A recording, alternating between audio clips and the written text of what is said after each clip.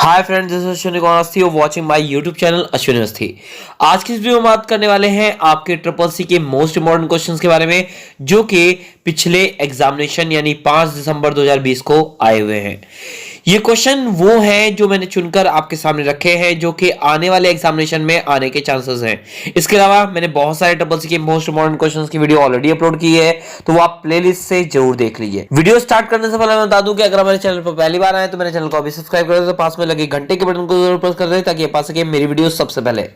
तो चलिए चलते हैं, बात करते हैं आपके उन इंपॉर्टेंट क्वेश्चंस के बारे में जो बहुत ज्यादा इंपॉर्टेंट है और जो आपके जो एग्जामिनेशन है उसके अंदर आए हुए हैं, जो कि 5 दिसंबर 2020 के हैं।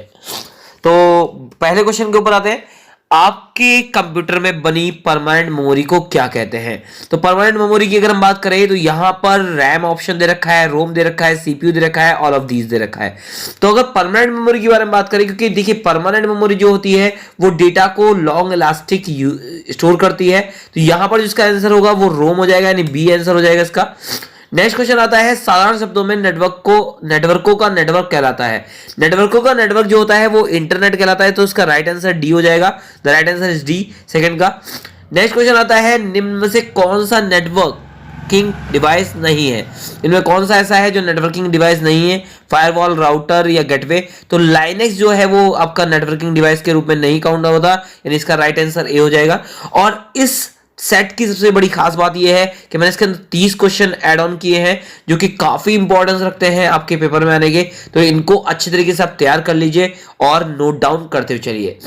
कोई भी डाउट अगर रहता है तो आप क्लैरिफाई कर सकते हैं कमेंट सेक्शन के माध्यम से। नेक्स्ट क्वेश्चन की ओर बढ़ते हैं। अगला आता है, रैम को कंप्यूटर के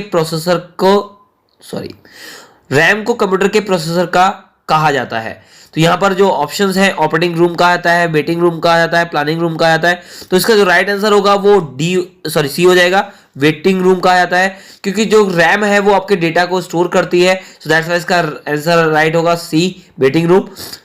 नेक्स्ट आता है, माई डॉक्यूमेंट डॉट ओडीएस नामक फाइल किस में क्रिएट की गई है? तो ओडीएस की अगर हम बात करें तो ओडीएस का फुल फॉर्म होता है ओपन डॉक्यूमेंट सेपरेट शीट, तो इसका राइट आंसर जो होगा वो कैल्क हो जाएगा, यानी बी हो जाएगा, तो इसका राइट आंसर। नेक्स्ट क्वेश्चन आता है, कंप्यूटर की को रिस्टार्ट करने के लिए किस शॉर्टकट की का उपयोग करते हैं? यानी कंप्यूटर को अगर हम रिस्टार्ट करना चाहते हैं तो कौन सी शॉर्टकट की का प्रयोग किया जाता है? तो यहां पर राइट आंसर जो होगा वो कंट्रोल ऑल्ट डिलीट हो जाएगा, यानी डी आंसर होगा इसका। कंट्रोल ऑल्ट डिलीट के माध्यम से हम इसको रिस्टार्ट कर सकते हैं, तो राइट आंसर डी हो जाएगा।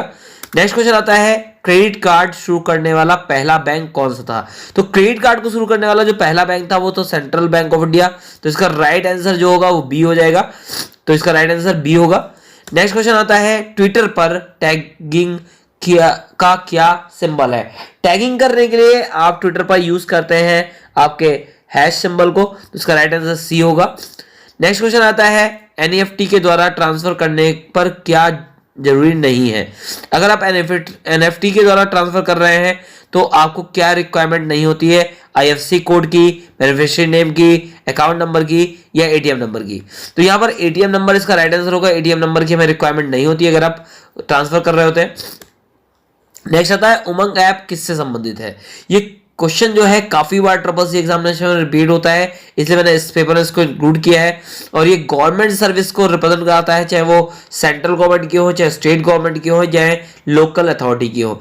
तो ये गवर्नमेंट सर्विस को रिप्रेजेंट कराता है, इसलिए उमंग ऐप जो है गवर्नमेंट सर्विस से रिलेटेड, इसका राइट आंसर ए हो जाएगा। नेक्स्ट आता है, डेटा बैकअप के लिए किसका प्रयोग किया जाता है? अगर आप डेटा बैकअप लेना चाहते हैं तो आप किसका यूज करते हैं? हार्ड डिस्क का, तो ये भी सही है। क्लाउड कंप्यूटर का, तो ये भी सही है। सर्वर का, तो ये भी सही है। तो राइट आंसर इसका डी हो जाएगा, ऑल ऑफ दीज। नेक्स्ट आता है, अमेरिकन एक्सप्रेस में सीवीवी कितने नंबर का होता है? देखिए, अगर एटीएम में बात करें, जो कार्ड होते हैं हमारे पास, उसके अगर सीवीवी की बात की जाए तो उसमें 3 डिजिट का होता है, मगर अमेरिकन एक्सप्रेस के अंदर ये 4 डिजिट का पाया जाता है, तो उसका राइट आंसर बी हो जाएगा। नेक्स्ट आता है, व्हाट्सएप किसका उदाहरण है? तो इंस्टेंट मैसेजिंग का उदाहरण है, आपको पता ही होगा कि व्हाट्सएप के द्वारा हम इंस्टेंट मैसेजिंग करते हैं। इंस्टेंट मैसेजिंग की अगर बात करें, जो तुरंत रिप्लाई कर सकता है, जिसमें ऑनलाइन प्रोसेसिंग होती है, बेसिकली वो एक इंस्टेंट मैसेजिंग का उदाहरण होता है। तो व्हाट्सएप एक इंस्टेंट मैसेजिंग है, इसका राइट आंसर बी हो जाएगा। नेक्स्ट क्वेश्चन आता है, मैक का पूर्ण रूप क्या है? तो मीडिया एक्सेस कंट्रोल इसका फुल फॉर्म होता है, तो इसका राइट आंसर सी हो जाएगा। नेक्स्ट का क्वेश्चन आता है डीएनएस का पूर्ण रूप क्या है? डोमेन नेम सिस्टम इसका फुल फॉर्म होता है, तो डोमेन नेम सिस्टम यानी इसका राइट आंसर ए हो जाएगा। नेक्स्ट क्वेश्चन आता है लिब्रे ऑफिस सॉफ्टवेयर चला सकते हैं मैक ओएस पर, लिनक्स मशीन पर, विंडोज सिस्टम पर, लिनक्स विंडोज और मैक सिस्टम पर। तो इसका राइट आंसर डी हो जाएगा क्योंकि हम तीनों पर चला सकते हैं, तो राइट आंसर डी हो जाएगा इसका। लिब्रे ऑफिस कैल्क में अधिकतम कितनी वर्कशीट होती है? अगर वर्कशीट की अधिकतम की बात की जाए कैल्क में तो आप 10,000 वर्कशीट ले सकते हैं, तो इसका राइट आंसर जो होगा वो सी हो जाएगा। नेक्स्ट इनमें कौन सा सर्वर डाउन एरर बताता है? सर्वर डाउन एरर के लिए 500 जो इसका ऑप्शन है वो राइट आंसर होगा। ये डाउन सर्वर एरर बताता है, यानी ए आंसर इसका हो जाएगा। इनमें से रीड मेमोरी है, रीड मेमोरी की अगर हम बात करें, ऐसी मेमोरी जो सिर्फ रीड की जा सकती है, तो इसका राइट आंसर सीडी होगा। सीडी एक मेमोरी यानी कॉम्पैक्ट डिस्क एक ऐसी मेमोरी है जिसको हम सिर्फ रीड कर सकते हैं, राइट आंसर बी होगा इसका। नेक्स्ट क्वेश्चन आता है एटीएम का पूर्ण रूप क्या है? एटीएम का फुल फॉर्म होता है ऑटोमेटेड टेलर मशीन, इसका राइट आंसर ए होगा। Automated teller machine is the full form of ATM. Next question आता है आपका इसके बाद इनमें से जूम के लिए कैल्क में अवैध है। अवैध में देखिए बेसिक अगर बात करें तो जूम के लिए मैक्सिमम जो जूम परसेंट होता है कैल्क में वो 400% होता है, और यहाँ पर राइट आंसर जो हो जाएगा इसका 500 हो जाएगा, डी राइट आंसर हो जाएगा इसका। नेक्स्ट क्वेश्चन आता है इसमें से असेंबली भाषा का विकास किस पीढ़ी में किया गया था? जो असेंबली लैंग्वेज थी उसका बेसिकली जो अगर डेवलपमेंट की बात की जाए कि वो कब डेवलप की गई थी, उसका राइट आंसर जो होगा वो ए होगा। फर्स्ट जनरेशन में आपका असेंबली भाषा का विकास किया गया था। नेक्स्ट यूएसबी किसका संक्षिप्त रूप है?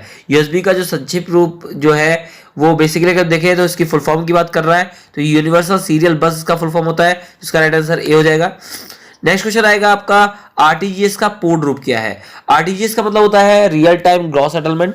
तो रियल टाइम ग्रॉस सेटलमेंट अगर हम बात कर रहे हैं तो रियल टाइम ग्रॉस सेटलमेंट जो है वो पहला ऑप्शन है, इसका राइट आंसर ए हो जाएगा।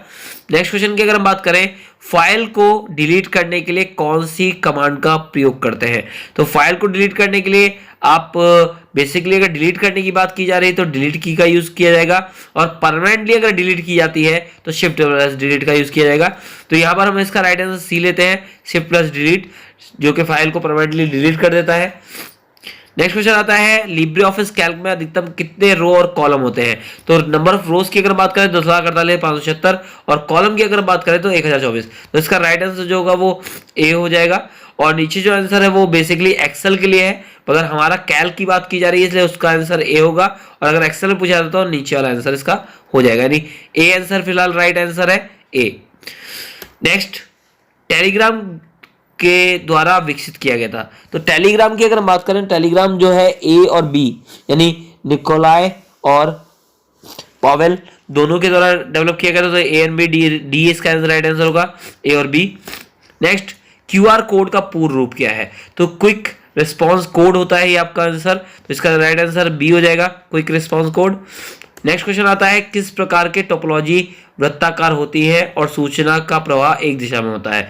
तो वृत्ताकार टोपोलॉजी अगर हम बात करें तो जो आपकी रिंग टोपोलॉजी होती है वो वृत्ताकार होती है, उसका सूचना का प्रवाह जो होता है एक ही दिशा में होता है, कंटिन्यूसली चलता रहता है, तो राइट आंसर इसका सी हो जाएगा। Next and last question, Libre office writer में आप माइक्रोसॉफ्ट वर्ड फॉर्मेट में फाइल सेव नहीं कर सकते। तो लिब्रे ऑफिस राइटर में आप माइक्रोसॉफ्ट वर्ड फाइल में सेव नहीं कर सकते, इसका राइट आंसर जो होगा वो फॉल्स होगा, क्योंकि आप सेव कर सकते हैं, तो राइट आंसर इसका बी हो जाएगा, फॉल्स। ठीक है, तो ये क्वेश्चन है जो कि काफी इंपॉर्टेंट है, इनको आप स्टडी जरूर करिए। और वीडियो कैसी लगी कमेंट करके जरूर बताइएगा। इसके अलावा अगर आपको ये अच्छी लगी हो तो लाइक जरूर करें और अपने फ्रेंड सर्कल में शेयर करना मत भूलें, क्योंकि आपके द्वारा शेयर किया गया हर एक शेयर हमारे लिए बहुत बेनिफिट देता है, हमें बहुत प्रोत्साहन मिलता है इस चीज से। तो वीडियो को शेयर करना बिल्कुल भी ना भूलें, और आपका शेयर कई लोगों को अच्छे क्वेश्चन प्रोवाइड करता है जिससे वो ट्रिपल एग्जामिनेशन बीट कर ले जाते हैं, क्योंकि हर इंसान का टारगेट यही है कि वो एग्जाम को बीट करें और आगे बढ़ सके। तो एट लास्ट मैं ये कहना चाहूंगा कि अगर आपको ट्रिपल सी या ओ लेवल के रिगार्डिंग कोई भी डाउट रहता है तो आप कमेंट सेक्शन के माध्यम से पूछ सकते हैं। मैं ऐसी ही वीडियो लगातार लाता रहूंगा, और ओ लेवल के ऊपर भी बहुत जल्दी बहुत सारी वीडियोस आने वाली हैं। तो आप तैयार रहिए। और अगर आपने मेरे चैनल को सब्सक्राइब नहीं किया है तो अभी करें और साथ में बेल आइकन को दबाना ना भूलें, जिससे लेटेस्ट वीडियो आप देखते रहें। एट लास्ट मैं ये कहना चाहूंगा, thank for watching my video. Thank you.